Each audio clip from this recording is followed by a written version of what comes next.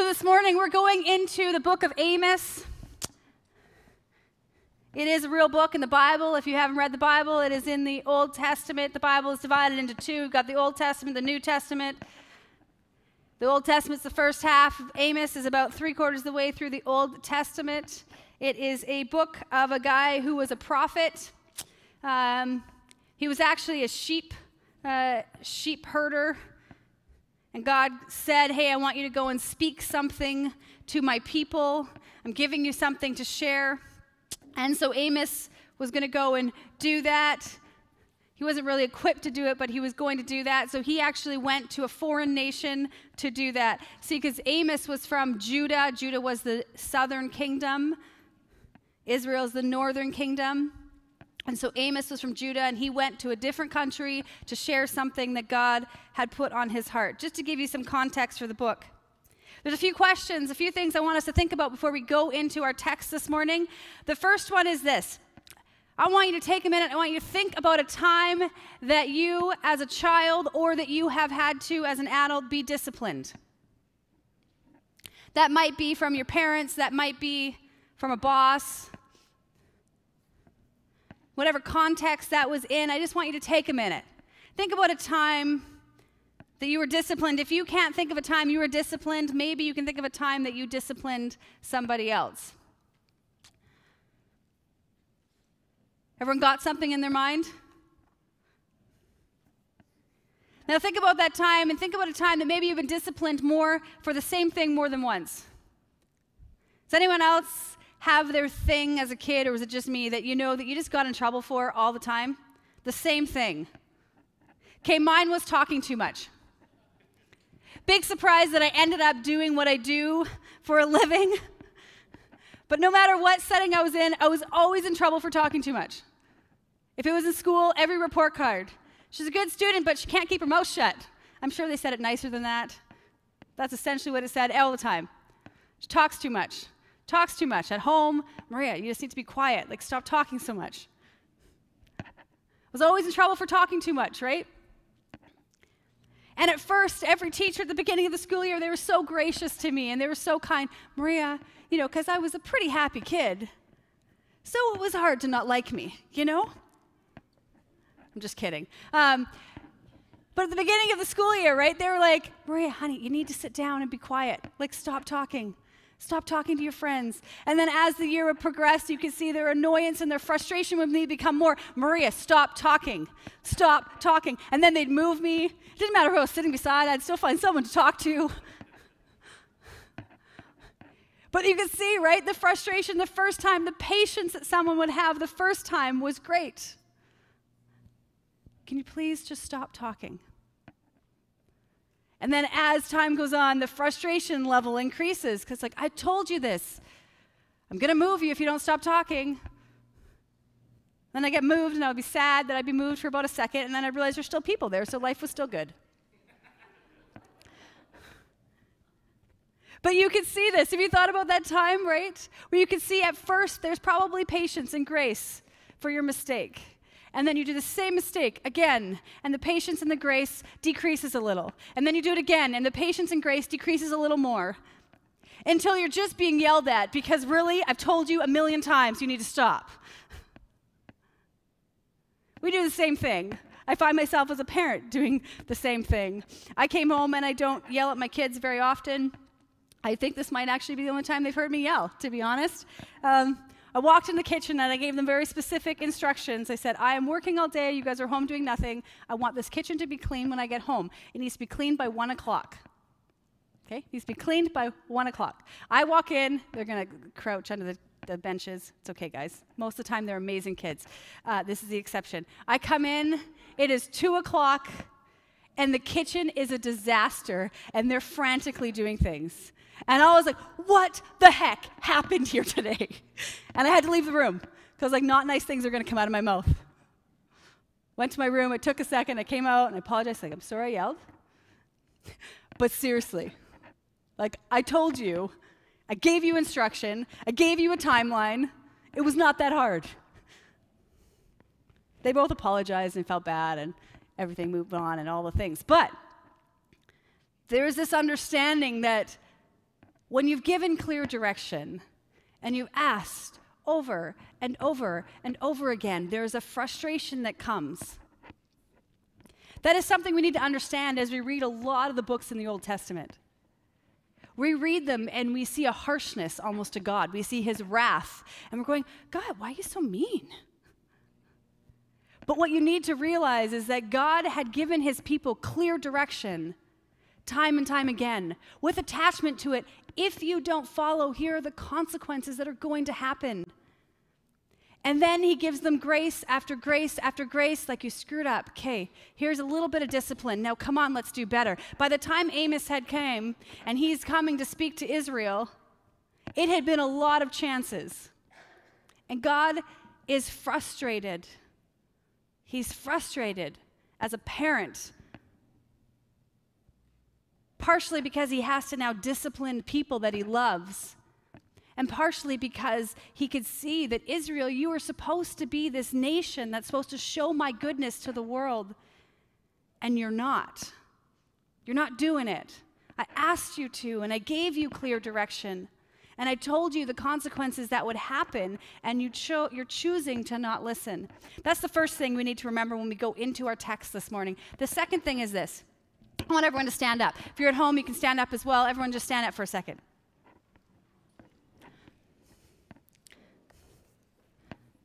Great. If you think that you have probably done more good than bad in your life, great, stay standing. If you can actually answer the question, yeah, I think I've done more good than bad, great. I'm a pretty good person, great. If you think that you've done more bad than good, you can sit down. Oh, really? I was like, wow, that's surprising. Okay. This isn't a lesson in who's better or worse. Don't worry. Okay, let's go down the list. If you haven't murdered anyone, stay standing. That's a kid. I was like, who's going to sit down? Let's watch. Okay, let's get a little bit deeper. If you haven't stole anything that is like over $20,000, you can stay standing. How about 10,000? Okay, let's go down. How about 5? Okay, we're doing pretty good. Everyone can keep their purses a little loose. We're good. How about anyone who stole anything in their life? Let's sit down. Doesn't matter what it is. Pack of gum, anything. The teenagers are the only ones still standing. Keep that, guys. Keep that. That was more people than I anticipated. I would just like to point that out. Let's go down my list a little. You know, if we actually start thinking about it, how many of us could say, I've never actually hurt anyone before? I've never done something mean. I've never said something rude. Right? If we start going down the checklists of our lives, we realize really quickly that we're maybe not as good as we like to think we are. We can all have something that say, hey, we didn't reach the mark. Why is that important for us to understand? Pastor Rob last week talked about this gift that we have been given. Anyone got their stone on them? That's okay if you don't. I just was a question. Oh, Emma does. Look, she's looking for it. Great. He gave us this stone last week. The stone was to remind us when we saw it of this gift that has been given to us freely. He gave this great illustration. I'll just summarize it of why this gift is important and what that gift is. It says God's goodness, his greatness, and his justice is so unfathomable to us as human beings. We are so far away from how good and how just God is. So God is over here, and us as humans, even on our best day, are over here. Our understanding is just so flawed. We just can't possibly understand what it is to be God and to see everything and to understand what true justice is, what true goodness is. Now, before you think I'm just saying, hey, as human beings, we suck and God is great. That's not what I'm trying to do. But there's this idea that God is over here and we are over here. And Pastor Rob last week shared about Christ coming and that gift that we had been given that says, hey, Christ came and he bridged that gap between the two. He bridged the gap between the two. He says, you actually will never be able to be good enough because I'm just so pure. It's not because God doesn't love us, but he says, there's just so much goodness and so much justice and so much purity there that you need something to bridge that gap. And so he sent Christ to bridge the gap. He sent Jesus to come and say, okay, I'm going to be the bridge. I'm going to pay the penalty for all the garbage that we do. I'm going to pay that penalty so that you can have relationship with me as God, because that's what I want. I want relationship with you. I created you. I want to know you, and I want you to know me. Christ came, and he bridged that gap. It's a really important gift. Here's what you need to understand when you read the Old Testament, is that Christ hadn't come yet. See, when we read through the Old Testament, we read through the books there, we need to realize that the Old Testament is to show us the need for Christ. It's to show us this storyline that goes through that says, God's asking things of us, and there's no ability for us to completely do them. We're always going to fall short, and that Christ came and now bridged that gap. So yes, when you read the Old Testament, sometimes it seems like all you're seeing is consequences for their bad behavior, which they deserved, by the way, and we deserve. We deserve to have consequences for our bad behavior, but here is the free gift that God has given us. He said, hey, but if you want it, Jesus has come to pay that. So you don't have to deal with the eternal consequences for all the bad that you've done. Jesus came to give us that forgiveness so that we can have a relationship with God. But when we read through the Old Testament, we realize that Christ had not come yet. It is important. The Book of Amos is all about God's correction. It's about his consequences on Israel for the bad that they were doing, for the stuff that God had told them, here's all the things, and you're choosing to not behave or not follow them, and so now here is your discipline for it. And although we have a free gift from the Lord that says, hey, we don't have to deal with eternal consequences, God forgives what we do because Christ has taken that on. It doesn't mean that that free gift shouldn't do something in our lives. So this morning we're going to open up the passage to chapter 5 in Amos, starting in verse 14. And I want to read it, and I want to go through here understanding that, yes, we've been given a free gift that says, hey, you know what? You were given forgiveness. You were given eternity. The only thing you have to do is accept who Christ is. Yes, that is a free gift, but that gift should spur us on to do something good. Because the same thing about the people of Israel is true for us today, is that they were supposed to be a reflection of God's goodness so that others would want to know who God is. As Christians today, if we truly understand that free gift that we were given, we should have a desire to be a reflection of God's goodness so that people want to know God. This morning we're looking at chapter 5. It is a passage that goes through all of the things they were doing that God said, this is evil and not good. We're going to extrapolate from that, well, what is good then? Starting in Amos chapter 5, verse 14, it says this, pursue good and not evil, so that you may live.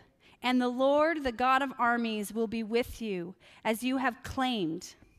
Hate evil and love good. Establish justice in the city gates. Perhaps the Lord, the God of armies, will be gracious to the remnant of Joseph. Pursue good and not evil. If we are to pursue good and not evil, what is good? It's an important question to ask. I love the line in verse 14 where it says, so that the Lord, the God of armies, will actually be with you. It doesn't really say that, but that's how I say it. Because what they said is, so he will be with you as you have claimed. See, they were claiming that God's presence was with them. And God was basically saying, you're saying that you're following me. You're saying that I'm your God, but everything you're doing is not reflecting that. So maybe if you choose to actually pursue God, pursue good, then I will actually be with you. You won't have to just claim that you know me. I wonder how often we do that as Christians. We get so busy that we don't really spend time with God to really understand who he is or know him. We claim he's with us. We claim we're Christ followers, but how much of our lives actually would reflect that I am following Christ? How much of what we do and how much of how we talk, how much of how we interact would proclaim that God is with me? How much of how we see the world and how much of how we function from fear or faith proclaims that God is with me? How much of the influences we allow into our lives actually proclaim that God is with me? We're going to go up a couple verses up to verse 10, and we're going to start looking through what were they doing that God was calling was evil, and you may be surprised by a lot of it. Because it wasn't stealing and murdering. It was something that you could see that their heart posture of how they were interacting with the people around them was really the issue. Verse 10 says this: they hate the one who convicts the guilty at the city gates, and they despise the one who speaks with integrity. What does it mean? It means that they had corrupt justice. They didn't actually appreciate their system that said, hey, if you're guilty, there's going to be consequence for your sin. They didn't want that. They despised it. They hated it. And they hated those that walked with integrity. What does integrity mean? I looked up the definition. I actually love the definition of the word that's used here. It's the quality of being honest and having strong moral principles. Honesty and strong moral principles are not something that is well liked in our society today either. We have a society that loves to say that we love acceptance and everyone and diversity and all of these things. And it's like, yes, we love acceptance and diversity as long as you don't think differently than me. If you think differently than me, then you're actually my enemy. You no longer get to be accepted. We don't want that kind of diversity.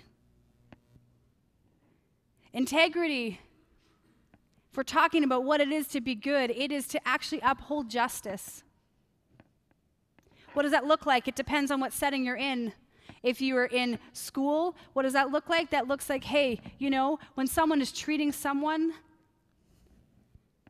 like they are garbage, you stand up and say, that's just not okay.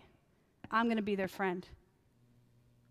If that's in the workplace, if you see that there's favoritism in your workplace, if you see that your boss is treating someone poorly, but they treat you really good, you call it out, even if it's going to have negative effect on you. Loving justice means that you actually stand up for what is just, not that you sit by passively. That is a difficult thing to do sometimes because often it's going to have negative effects on us. But what is he saying? He's saying, I asked you to be a people that is just and to walk with integrity. And they were choosing not to. To do good is to walk with integrity and to stand up for justice. Verse 11, therefore, because you trample on the poor and exact a grain tax from him, you will never live in the houses of cut stone you have built. You will never drink wine from the lush vineyards you have planted. What were they doing? Well, they were choosing to take what was rightfully theirs from the poor. Doesn't sound so bad when I put it like that, does it? They were choosing to take what was rightfully theirs from the poor. It was the poor's job for that tax. They should be paying their tax. They weren't doing something that they weren't allowed to do within the law. They were choosing to say, okay, I'm going to take what is rightfully mine. Why was God calling it evil and not good? He's saying, because you don't need it. Why does it matter if you're allowed to have it? You're missing the point. I asked you to take care of the poor and the needy. And instead of doing that, You're choosing to take what you don't need so that they are in even more need. They were choosing to neglect how they could help. And then what God is saying, he says, hey, so you know what? You know all the things that you have? You know all the vineyards you have? You know the houses that you have that are all covered in stone, and you've made these beautiful places for yourself and these gardens for yourself? Guess what? You're not going to get to enjoy any of them. I'm going to take it all away. Not because having all those things was the problem. The problem is that you have all these things, yet you're choosing to take more from those that have nothing. What are you doing? What are you doing? What is the opposite? The opposite is we are supposed to take care of those that are in need. We're supposed to be generous. Majority of those, not all, majority of those that live in our country, even when we are tight with our budget, still have more than the majority of the world. And yet we hold it so tight. I am married to a man that challenges me on this all of the time, and he's going to hate that I'm saying this about him, but it's okay. I'm going to anyway. James is the most generous man I know. He has taught me so much, probably because I want to say I'm pretty close to the opposite, but it's not because I don't care about people. I'm just really cheap and really frugal. Like, really cheap and really frugal. I'm like one of those people I want to know, I'm like, every dollar, I'm like, well, we don't need that. Like, why would you buy that? And so my thought process is this. And so when James wants to, like, give money and spend money and do things for people, and it's not that I don't care about them. It's just my heart is like, but I don't know. Have you thought through that? Like, I don't know. Do we have money to give? Do we? Like, he doesn't think about that. He never has. It's never been in his thought processes, do we have money to do it? He's like, I don't know, God will figure it out. It's a real challenge for me, actually, because for a lot of our years, we didn't have a lot of money, and most of our budget was like based on, dollars of paying our groceries. Like, that mattered. That mattered. I was joking with a friend last night, is that when the kids were little, I just never bought school pictures, and now it's just become a thing. I just don't buy school pictures. I don't know, I'm a bad mom like that, I guess, but I never bought school pictures, and we're joking. I'm like, I didn't have an extra $20 to buy school pictures. Like, I just didn't. So I didn't get in the habit of buying school pictures because we didn't have an extra $20 to buy school pictures. Our season of life has changed, but even in that season of life, James's generosity was huge. Didn't matter what we had. Didn't matter what vehicle we had. Didn't matter what car or what house we had. Didn't matter how much food we had in our fridge or how much food we didn't have in our fridge. If someone was in need and they showed up, he had no problem letting them use whatever we had. Doesn't matter. It gets broken, I'll fix it. We don't get it back, it's okay, probably didn't need it anyway. It was this generosity that comes out of him that's quite challenging for anyone that knows him. Because I feel like, and I don't even think he knows he does it, but it's like, as soon as other people are like, okay, yeah, I could do what James does, somehow he just becomes more generous. Like, how? How do you do that? It is an amazing thing to watch because he doesn't do it for anyone to notice, anyone who knows him, which is probably why he's crawling out of his skin right now, but he doesn't do it for anyone to notice. It's just something in him. God has put something in him that says it doesn't matter. I just want to be generous. I remember put my foot in my mouth. We were newly married. It wasn't very long. I think we were in Winnipeg, pretty sure we were in Winnipeg, walking down the streets. And there was someone who was homeless on the street, and they were asking for money, and James had money in his pocket, and he just pulled it out and started talking to the guy, and he's like, yeah, no, like, it's great. Like, here, that's what I got. I don't have any more, sorry. Like, but he sat and he had a conversation with him and doing all these things, and we walked away, and I was like, well, don't you like worry about like what's he gonna do with that money? Like, shouldn't you have gone and bought him a burger instead of giving him money? Because maybe he's not gonna do something good with that money, and we should be responsible. And he looked at me, he says, it is not my job to worry about what he's gonna do with that money. It's my job to give him the money. I'm not worried about his heart posture, I'm worried about mine. And I was like, oh, okay, I'll shut up. Thought I had a really good point there until I was like, yeah, you're right. I'm wrong. God was saying, hey, Yes, you're taking what you're allowed to take, but that's not the important part. That's not the heart of the issue. The heart of the issue is you don't need it. These people are in need, and it's your job to take care of them, and you're choosing to take something that you don't even need. Come on, guys. I've asked you to reflect my goodness. My goodness is, hey, take care of those that can't take care of themselves. Pursue good. Pursue how? How can I be a blessing to those that may not have as much as I do? Now we can pull this apart a little more, and this isn't always money. Sometimes we have richness in other areas. Sometimes we have skill sets that other people don't have that we can be a blessing to them. Sometimes we have healthy families. We have healthy environments that people who are lonely just want a place to belong. What God is saying, He's saying, don't be greedy with what I've given you, but be generous and open-handed. Let's move on. Verse 12 says this, "For I know your crimes are many and your sins are innumerable. They oppress the righteous, they take a bribe and deprive the poor of justice at the city gates.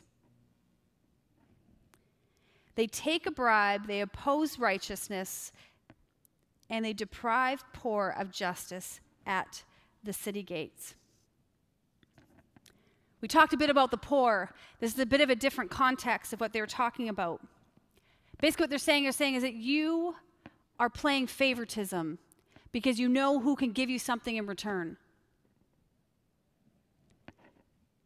You are choosing to deprive the poor of justice because you know that they're not going to give you bribes. What does that look like in our context? What does it mean to be good? It means, do I determine my relationships and how I interact with my relationships based on what they can give me or what I can do for them? Do I have favoritism in my life? Are there places where I give someone more because I know what they're going to give me in return? Do I choose to treat someone differently because I know what they can do for me in return? It is an interesting context because I think a lot of us don't want to say, they want to say, well, no, everyone's equal. And as Christians, everyone's equal. And that is true. The Bible says that time and time again. We see the early church as that it was a whole bunch of misfits. It was people who were rich and people who were poor, people who were the outcasts and those that weren't allowed in city gates and those that sat in positions of power. The early church broke down all of that, and Paul talks about it a lot, and he says, actually, you're all the same. You're all on the same playing field because guess what? God's way over here and you're over here. So if you're an inch different than someone, it really doesn't matter. God sees you all the same. You're all His children. Anyone who has had kids would understand this. You look at your kids and they're all different and they have different skill sets and different gifts, different abilities, but your love for them is the same. God's saying, I want you to see people like that. I want you to stop looking and seeing what you can get from someone and then determining how you treat them based on the outcome. It's not an equation that needs to balance. It's stop playing favoritism and start loving people how I have loved you. Without limitation, without boundary, without expectation. Let's move on to verse 13. Therefore, those who have insight will keep silent at such a time, for the days are evil. This verse I actually love and hate all at the same time because it is not something that I do well.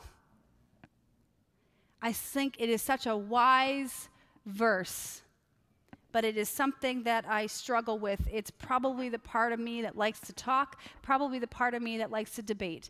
That I'm sure that there is, if I sat with a psychologist, they could tell me all the reasons why that is there, but I have not, so I can't tell you why. But I don't sit silent well. But the verse is actually talking, it's saying, therefore, those who have insight will keep silent at such a time. What God's saying is he says, you know what? Sometimes you need to know that when you're throwing your pearls before the swine. In the New Testament, you see that verse of saying, don't throw your pearls before swine. What does it mean? It says God sometimes has given you wisdom and insight. He spoke to you about something and you have something. And God's saying, have wisdom on when to know to be silent, when the audience that you're throwing out your wisdom and your insight to is not going to understand or appreciate the value of it. That sometimes maturity and wisdom is keeping silent. I think that is a key in our world today that we could probably all learn a little from. Is that there's a lot of opinions out there. And not a lot of action. And sometimes maybe we need to keep our opinions to ourselves and we need to start doing more action. You know what Paul says? Not Paul. Who says it? Anyway, someone says it in the Bible. It says, you show your faith by what you say and I'll show my faith by what I do. Is it Paul? Is it in Romans? Yeah, okay, good. I was like, in a moment there. Okay. It says, yes. You can speak about your faith, do it all day long, have all the theology, all the knowledge in the world, great. I'm just going to stop, and I'm going to show you by how I act. That's what this verse is really saying. He's saying, yeah, you have insight, but that insight is going to be kept silent. And we could actually learn from that.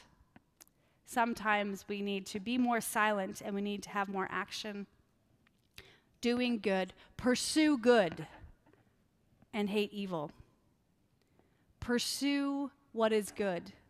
It doesn't say be good. It says pursue goodness. There's a difference between being good and pursuing it.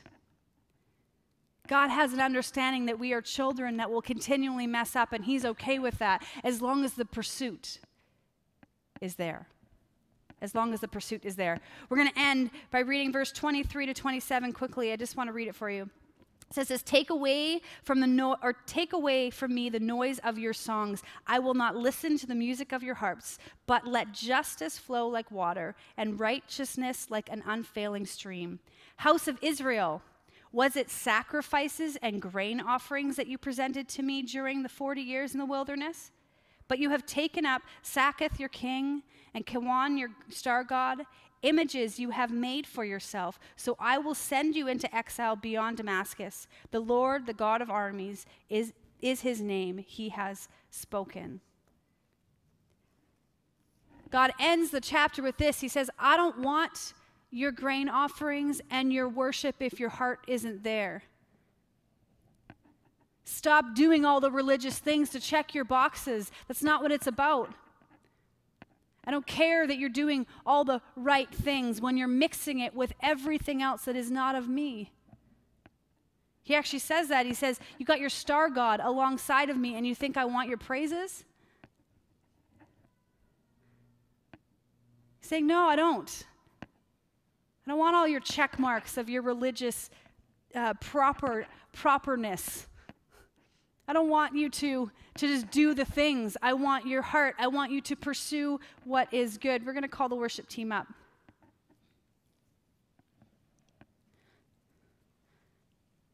The whole passage is about pursue good. He's saying, but guess what? Doing evil isn't about, I haven't stole today and I haven't killed anyone. I haven't lied, so I must be doing okay. What God's saying is, no, where's your heart at? Is your heart one that wants to take care of people, love them, and worship God? It is a heart posture before the Lord. In close, in the new year, often, I don't know about you, but I often will do it. So you go through all of your closet, right? And you clean everything out. What haven't you worn and what have you worn? And we do this clean out of our stuff. Often we purge our houses. We clean everything out. And we're like, okay, what do I need to get rid of? All of that stuff. And as we talk about this idea of pursuing good, again, this isn't about our eternity. This isn't about the free gift, but that free gift should transform us. And as we pursue good, let's start our year by saying, okay, what do I need to clean out of my closet? What do I need to clean out of my personal life that isn't good? Maybe it is that, God, you know what, this year, I want to stop being so stingy with all my stuff. I want to start understanding that it's more about being generous and caring about those around me than it is about whether or not I have all the things. Maybe it is about, I want to stop being so selfish.